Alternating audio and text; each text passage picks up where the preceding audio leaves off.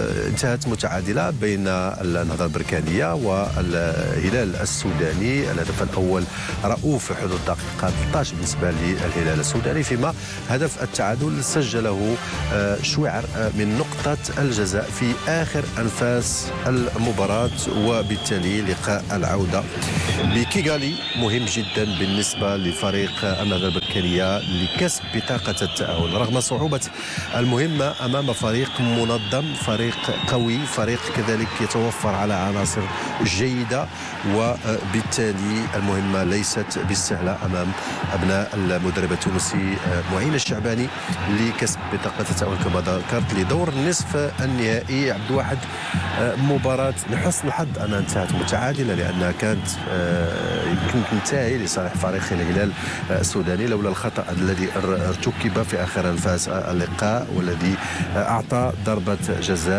وقع منير شويعر في آخر أنفاس المواجهة، وبالتالي نقطة إيجابية التي تحسب للنهضة البركانية وهي العودة في اللقاء وتحقيق التعادل اللي يقدر يكون مؤثر جدا على مستوى لقاء الإياب.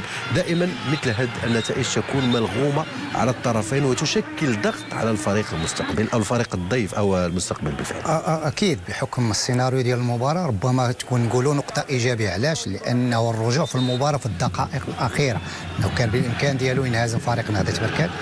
أما بالنسبة للمباراة فتنظن بأن المباراة يعني فريق نهضة بركان يعني اصطدم مع فريق قوي منظم عنده لاعبين جيدين، بالخصوص اللي تكلمنا على الجوده ديال اللاعبين بخصوص رقم 7 ورقم 11، لانه بكل صراحه عذبوا فريق يعني نهضه بركان في يعني في الاروقه بالخصوص يعني في الاطراف.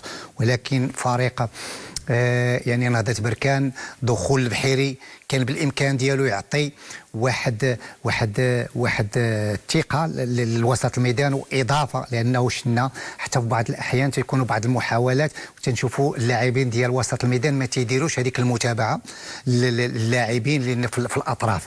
واللاعب البحيري ربما هذيك المونك كومبيتيسيون ربما اثرت على اللاعب.